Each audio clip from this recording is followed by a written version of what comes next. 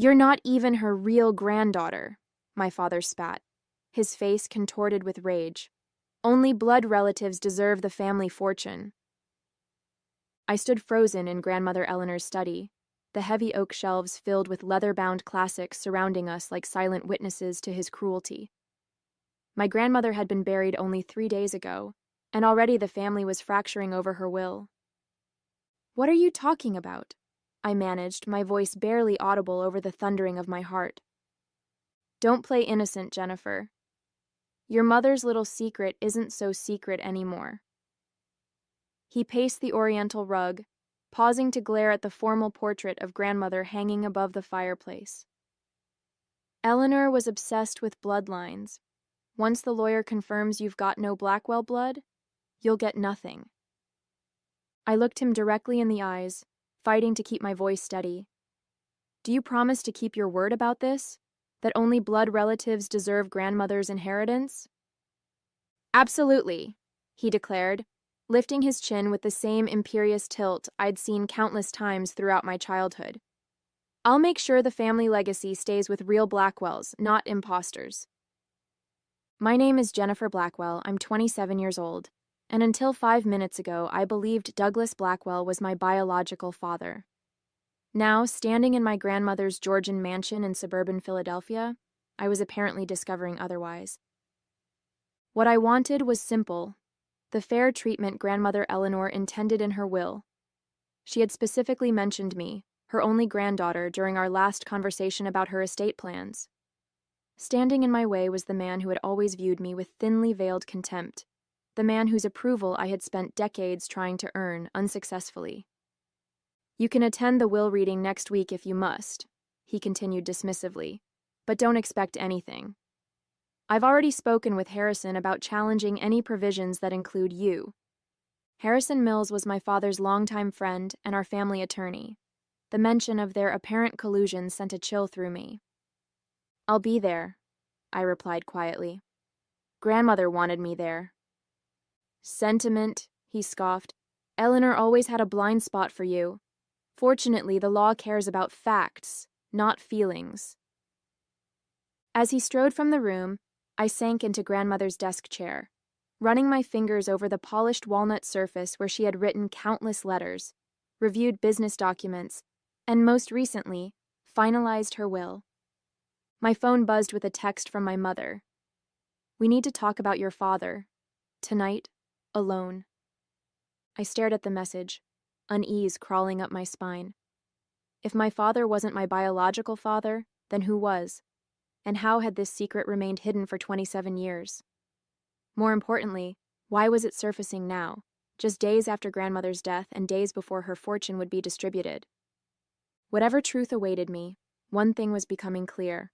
The father I had spent my life trying to please had been harboring resentment far deeper than I had ever realized. Growing up as a Blackwell meant navigating a world of privilege and weighty expectations. The Blackwell fortune, built on pharmaceutical patents and shrewd investments, had sustained 3 generations of the family in considerable luxury. My father, Douglas, was the elder of 2 sons, which automatically positioned him as the presumptive heir to the majority of the Blackwell assets.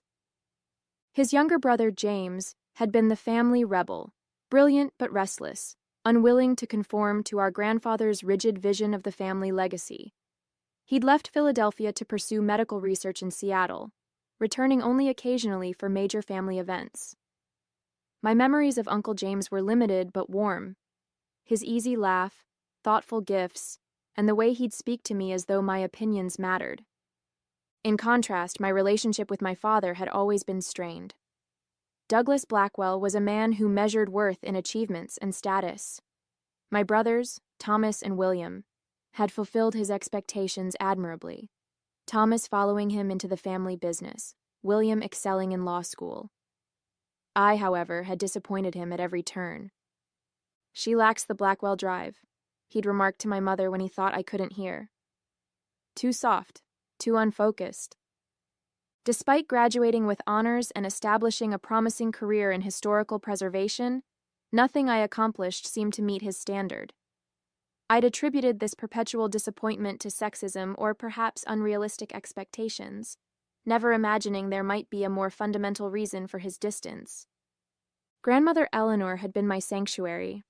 Unlike my father, she valued my interest in history and art, encouraging me to pursue a path that honored my passions rather than family tradition. During my undergraduate years, I'd visit her estate every Sunday for tea, listening to her stories of family history and her own quiet rebellions against the constraints placed on women of her generation. "Remember, Jennifer," she often told me, "a Blackwell makes their own path." Her death at 86 had been peaceful, but left an emptiness I was still struggling to navigate. The knowledge that I'd lost my greatest advocate within the family made her absence even more profound. In the days following her funeral, I'd noticed subtle changes in my father's behavior, heightened scrutiny when I interacted with other family members, hushed conversations with Harrison Mills that abruptly ended when I entered a room. I'd dismissed these observations as grief, manifesting in different ways, but now they took on a more sinister significance. The last time I'd seen grandmother alive, she'd held my hand with surprising strength and whispered, "Trust your instincts, Jennifer. Not everything is as it appears." At the time, I'd attributed her cryptic words to medication or fatigue. Now I wondered if she'd been trying to prepare me for the storm that was about to break over our family.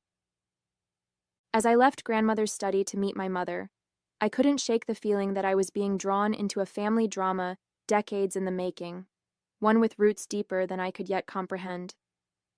My mother was waiting for me at her favorite cafe, tucked away in a quiet corner of the city, where Blackwells were just ordinary people. She looked smaller somehow, her usually impeccable appearance slightly disheveled, eyes shadowed by sleepless nights. "I never wanted you to find out this way," she began without preamble, her fingers nervously turning her wedding band. "Your father, Douglas, shouldn't have told you like that. It was cruel and self-serving." "So it's true?" I asked, my voice barely above a whisper. "He's not my biological father?" She nodded, tears gathering in her eyes. "It's complicated, Jennifer. More complicated than Douglas makes it sound." Over the next hour, my mother unraveled a story that upended everything I thought I knew about my family. She and James, my uncle, had been in love before she met Douglas. They'd been young, passionate, and planning a future together when James received a prestigious research fellowship in Seattle. "We agreed he should go," she explained. "It was an incredible opportunity. We thought we could manage the distance." But the separation had strained their relationship, and during a particularly difficult period, she'd grown close to Douglas, who had always admired her from afar. A moment of vulnerability led to a brief relationship, one she ended when she realized her heart still belonged to James. When I discovered I was pregnant, I was certain it was James's child. The timing aligned perfectly with his last visit home. Her voice trembled. But Douglas insisted the child was his, and James was already engaged to someone else by then. I didn't want to disrupt his new life. Douglas had proposed immediately, presenting their marriage as the honorable solution. Only later did my mother realize that his interest had never been entirely about her. The Blackwell fortune had strict inheritance provisions that favored male heirs with legitimate children. "He needed a wife and children to secure his position," she said bitterly. "And I needed stability for my baby. It seemed like the best option at the time." Years passed and the secret held. James eventually moved back to Philadelphia with his wife, but they remained childless. When his marriage ended in divorce, he threw himself into medical research, becoming increasingly distant from family affairs. "Did James ever know?" I asked. "No," my mother whispered. "I couldn't bear to disrupt his life again. And as the years passed, it seemed crueler to reveal the truth." The revelation left me reeling. Every memory of childhood now required re-examination. My father's coldness, Uncle James's warmth during his rare visits, Grandmother Eleanor's special attention to me. "Why is Douglas revealing this now?" I finally asked. My mother's expression hardened. "Your grandmother's will. He's always been obsessed with the Blackwell fortune, and now he's worried Eleanor might have left you a significant portion. He needs to discredit your claim. But if I'm not a blood Blackwell? That's just it, she interrupted. You are a Blackwell by blood, just not Douglas's child. You're James's daughter, which makes you Eleanor's granddaughter by blood regardless. The irony was almost too perfect. My father's attempt to cut me out of the inheritance by denying our biological connection might actually strengthen my claim through a different branch of the family tree. What do I do now? I asked, feeling adrift in this new reality. My mother reached across the table to clasp my hands. That depends on what you want, Jennifer. Justice? Acknowledgement? Or simply your fair share of what Eleanor intended for you? I didn't have an answer yet. The betrayal was too fresh, the implications too vast to process in a single conversation. But as we left the cafe, one certainty crystallized in my mind. I would not allow Douglas Blackwell to rewrite my history for his financial gain. The question was how to prove my true parentage before the will reading, and whether that truth would help or harm my position in the complex web of Blackwell inheritance rules. The next morning, I drove to Uncle James's apartment, heart hammering against my ribs. I had called ahead, keeping my reason vague. Family matters to discuss before the will reading. Now, sitting in his modest living room surrounded by scientific journals and travel mementos, I struggled to find the words to upend his world alongside mine. You seem troubled, Jennifer, he observed, setting 2 cups of tea on the coffee table. At 58, James Blackwell remained handsome, with the same dark eyes I saw in my mirror every morning. Is Douglas making things difficult about Eleanor's estate? It's more complicated than that, I began, then faltered. How did one ask a man if he might be your biological father? Uncle James, did you and my mother were you ever together? Before she married father? The cup froze halfway to his lips, his expression shifting from surprise to guarded caution. Why would you ask about ancient history now? Because Douglas has informed me that he's not my biological father, and he's using that claim to challenge my place in grandmother's will. James set his cup down with deliberate care. That sounds like Douglas, calculating even in cruelty. He studied my face with new intensity. What has your mother told you? I recounted my mother's revelations about their past relationship, watching his expressions cycle through nostalgia, pain, and something that looked remarkably like hope. I never knew, he said finally. Catherine never told me she was pregnant. By the time I heard about the marriage, it was already done. He leaned forward. Jennifer, are you saying you believe I might be your father? The timing fits, according to Mother, but Douglas is determined to prove I have no Blackwell blood to claim my inheritance. James's expression darkened. Eleanor's will specifically mentions you by name. Douglas can't simply write you out of it. He claims he can challenge any provisions made under false pretenses, namely that grandmother believed me to be his biological daughter. James rose abruptly, pacing the small room. This is absurd. Even if you were not Douglas's biological child, you're still Eleanor's granddaughter if you're my daughter. He stopped, meeting my gaze directly. We need to know for certain. A DNA test would settle this question definitively. The clinical simplicity of his solution both relieved and terrified me. You'd be willing to take one? Without hesitation, he replied. I've always felt a connection to you that I couldn't quite explain. If you are my daughter... His voice caught.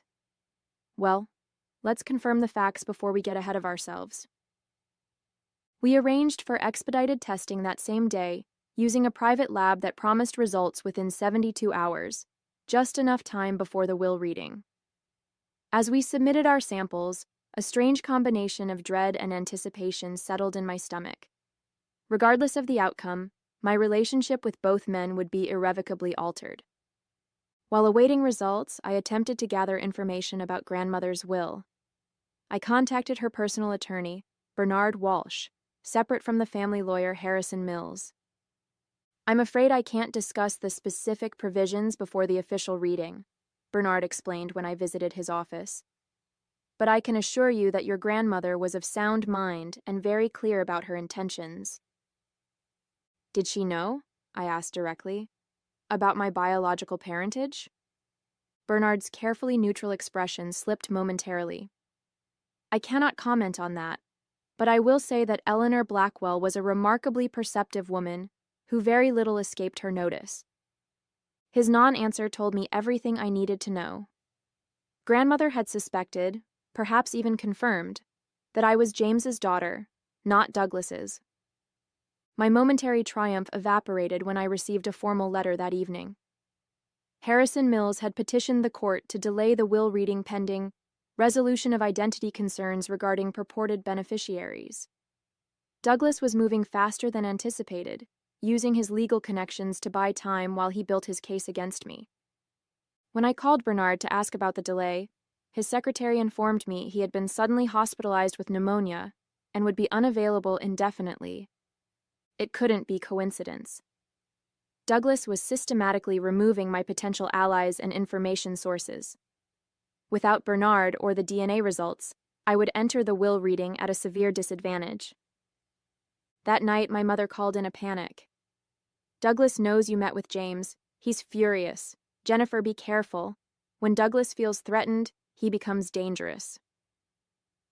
The DNA results arrived via encrypted email 2 days before the rescheduled will reading. With trembling fingers, I opened the document, scanning for the conclusion buried amid scientific terminology.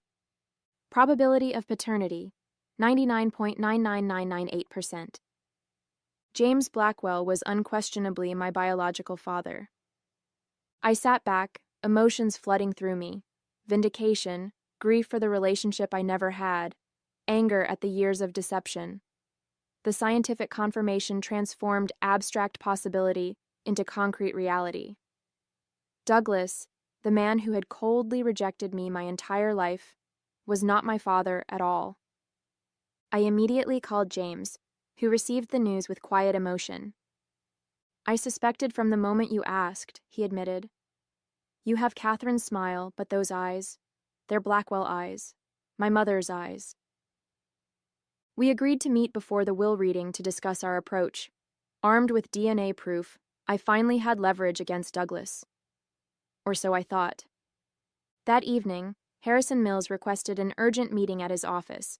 Despite my misgivings, I agreed, curious about this sudden outreach from my father's, no, Douglas's, legal ally. The elegant offices of Mills & Associates signaled old money and discretion. Harrison, silver-haired and impeccably dressed, greeted me with practiced cordiality that didn't reach his eyes. Jennifer, thank you for coming. I thought we should discuss certain developments before the will reading. You mean the fact that Douglas isn't my biological father, or that you filed a frivolous petition to delay the reading? His smile tightened. Actually, I was referring to the DNA test you and James arranged. My blood ran cold. How could he possibly know about the test? We had been meticulously careful. Douglas was quite distressed to learn of this independent investigation, Harrison continued. He asked me to convey a proposal. He slid a document across his desk. It was a waiver agreement relinquishing all claims to Eleanor Blackwell's estate in exchange for a one-time payment of $250,000. This is absurd, I said, pushing it back. Grandmother specifically included me in her will. Yes, under the presumption you were Douglas's daughter. Now that we know otherwise... Now we know I'm James's daughter, which makes me even more legitimately Eleanor's granddaughter than if I were Douglas's, I interrupted. Blood relatives deserve the family fortune, isn't that what Douglas always says? Harrison's expression shifted. There are complexities you're unaware of, Jennifer. Legal nuances regarding the Blackwell Trust that supersede simple biology. What complexities? I'm not at liberty to discuss details before the reading, but I strongly advise you to consider this offer. Douglas is prepared to be quite aggressive in defending the family interests. The veiled threat hung between us. I left without signing, more determined than ever to stand my ground. but deeply unsettled by Harrison's confidence despite our seemingly ironclad DNA evidence. The next morning brought the revelation that shattered my understanding of the entire situation. James called, his voice tight with controlled fury. "Jennifer, I've just received some disturbing information from an old family friend, a nurse who worked with my father decades ago." He paused. "Douglas isn't biologically a Blackwell." What? The room seemed to tilt around me. Apparently, my parents adopted Douglas as an infant after my mother had several miscarriages. When she unexpectedly became pregnant with me years later, they decided to keep the adoption quiet, not wanting Douglas to feel like less than their son. The implications hit me like a physical blow. If Douglas wasn't a blood Blackwell, then by his own logic. "Does Douglas know?" I managed. "I don't think so. Our parents took the secret to their graves. But Eleanor might have known. She and my mother were extremely close."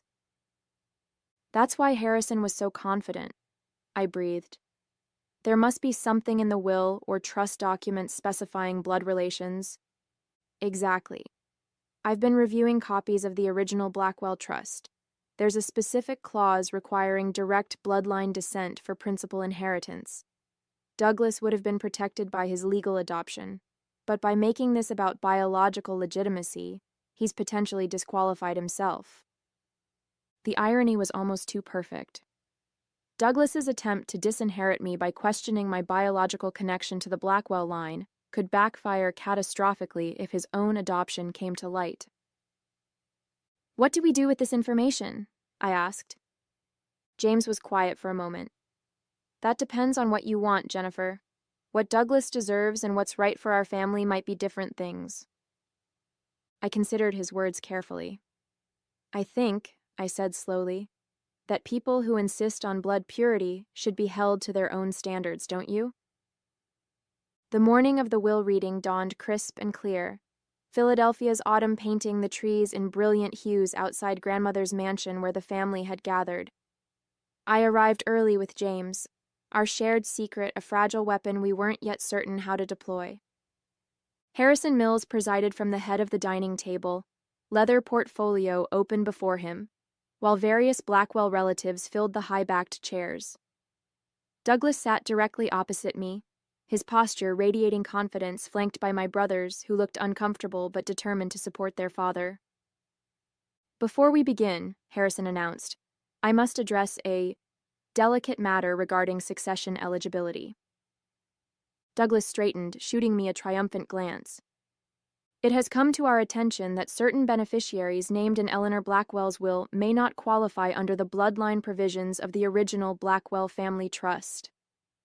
My mother, seated beside me, gripped my hand beneath the table. Harrison continued, "As you know, Eleanor's estate is divided between assets she controlled independently and those governed by the family trust established by her father. The trust specifically requires beneficiaries to be blood descendants of the Blackwell line. Which is precisely why we need to address Jennifer's situation," Douglas interrupted smoothly. "Recent information suggests she is not my biological daughter, and therefore has no claim to the Blackwell inheritance." A ripple of murmurs circulated around the table. James and I exchanged glances, our carefully rehearsed plan suddenly derailed by Douglas's preemptive strike. "I have DNA evidence," Douglas continued, sliding a folder toward Harrison, "confirming Jennifer is not my biological child. Under the bloodline requirement, she is ineligible for trust distribution." My heart pounded as Harrison reviewed the documents. We had anticipated raising the paternity issue ourselves, but Douglas had outmaneuvered us by presenting his own testing I had never consented to or provided samples for. "May I ask how you obtained my DNA for this test?" I asked, fighting to keep my voice level. Douglas's smile was cold. "From your water glass at our last family dinner. Quite simple, really." "That's illegal," James interjected. "Unauthorized DNA testing." "Irrelevant to the inheritance question," Harrison cut in. "The science is sound, regardless of collection methods." I felt our carefully constructed plan crumbling. If Harrison accepted Douglas's evidence while dismissing the legality of collection, we would lose our chance to reveal the truth on our terms. I have additional evidence pertinent to the bloodline question, I said firmly, removing our own testing results from my bag. DNA confirmation that James Blackwell is my biological father. The room erupted in shocked exclamations. Douglas's face contorted with fury as he turned on my mother, who met his gaze unflinchingly. This changes nothing, Harrison insisted after reviewing our documentation. The trust specifies Blackwell blood from Eleanor's direct line, which flows through her son Douglas to his legitimate heirs. It was the opening we needed. James stood slowly, commanding the room's attention. I believe we need to examine the precise language of the trust, he said. My understanding is that it requires beneficiaries to be blood descendants of Harold Blackwell, Eleanor's father. If that's the case, we have a significant problem. Harrison frowned. What problem? Douglas is not biologically a Blackwell, James stated clearly. He was adopted as an infant, a fact our parents kept private to protect him, but which Eleanor was aware of. The silence that followed was deafening. Douglas's face drained of color as he stared at his brother in naked shock. That's absurd, he finally sputtered. A desperate lie. I have the adoption records, James continued implacably, and DNA confirmation. He produced another folder. If we're applying a strict bloodline test as Douglas insists, then I am Eleanor's only biological child, and Jennifer, as my biological daughter, is her only blood grandchild. Harrison looked stricken as he examined the documents, his loyalty to Douglas visibly warring with his professional obligations. This is outrageous, Douglas shouted, rising from his chair. I won't stand for this slander. You're the one who insisted only blood relatives deserve the Blackwell fortune, I reminded him quietly. Are you retracting that position now? Before Douglas could respond, the library doors opened to reveal a frail but determined Bernard Walsh, grandmother's personal attorney, leaning on a cane. I apologize for my tardiness, he said, nodding to me. I believe my presence is required for this reading. Harrison's dismay confirmed our suspicion. Bernard's unexpected recovery threatened whatever legal maneuvering Douglas had orchestrated in his absence. I would like to review the documents before proceeding, Bernard insisted, his experienced gaze already noting the tension filling the room. As Bernard settled at the table with the various test results and adoption papers spread before him, Douglas looked truly afraid for the first time. Whatever scheme he had constructed with Harrison was rapidly unraveling, but his desperation made him unpredictable and potentially dangerous. Bernard adjusted his reading glasses as he reviewed the final pages of grandmother's will, his voice steady and authoritative. Before addressing specific bequests, I must draw attention to a letter Eleanor Blackwell instructed me to read if questions of lineage arose during this proceeding. He opened a sealed envelope, the Blackwell crest embossed on heavy cream paper. The room fell silent as he began to read, "To my family gathered here. If this letter is being read, then the secret I have kept for decades has finally surfaced. I have always known that Douglas was not born of Blackwell blood, but was welcomed into our family through adoption, a noble act of love by my husband and myself after years of heartbreak. I have also known, since the moment I first held her, that Jennifer is James's biological daughter. A grandmother knows her own blood. The Blackwell Trust established by my father requires blood relation for principal inheritance. Having anticipated potential conflict, I have restructured my personal assets, which constitute the majority of what you now call the Blackwell fortune, to reflect my wishes rather than outdated notions of bloodline purity. To Douglas, you have been my son in every way that matters, but your treatment of Jennifer, your brother's child, has revealed a character that dishonors the Blackwell name you so jealously guard. By your own insistence on blood qualification, you have disqualified yourself from what you most covet." Bernard paused, looking directly at Douglas, whose face had gone ashen. "In accordance with Eleanor's explicit instructions," Bernard continued, and in light of the DNA evidence presented today confirming both Douglas's adoption and Jennifer's parentage, the distribution is as follows. The trust assets requiring Blackwell bloodline pass to James Blackwell and his biological daughter, Jennifer. Eleanor's personal estate will be distributed according to the specific bequests outlined here. Douglas lunged for the documents, but Bernard calmly shifted them away. "You promised!" Douglas shouted at me, desperation breaking through his composed facade. "You said only blood relatives deserve the fortune." "No," I corrected him quietly. "You said that. I merely asked if you would keep your word about it. And you promised you would." The justice of this moment wasn't in the inheritance itself, but in watching Douglas's carefully constructed reality crumble under the weight of his own hypocrisy. The aftermath of the will reading unfolded like the final act of a Greek tragedy. Douglas, undone by his own machinations, stormed from the mansion shouting threats of legal challenges that everyone present knew would fail. Harrison Mills followed, his professional reputation in tatters after Bernard revealed his knowledge of the adoption records he had deliberately concealed. My brothers, stunned by the revelations, approached me uncertainly. Thomas, always the more sensitive of the two, spoke first. "I had no idea about any of this," he said quietly. "All those years, the way he treated you, it makes a terrible kind of sense now." William nodded soberly. "For what it's worth, you've always been our sister. That hasn't changed." Their sincerity moved me more than I expected. They had been shaped by Douglas too, in different ways. Perhaps there was a relationship worth salvaging there, given time. Mother approached next, relief and apprehension mingling in her expression. "I should have told you years ago," she said.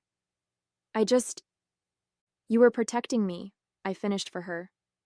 "I understand that now." The most profound conversation came later that evening, when James and I sat in grandmother's study, surrounded by the books and artifacts of a family history we were both rewriting in our minds. "What will you do now?" he asked, the weight of missed years heavy in his voice. "Build something new," I answered simply. "We can't recover the time we lost, but perhaps we can create something better going forward."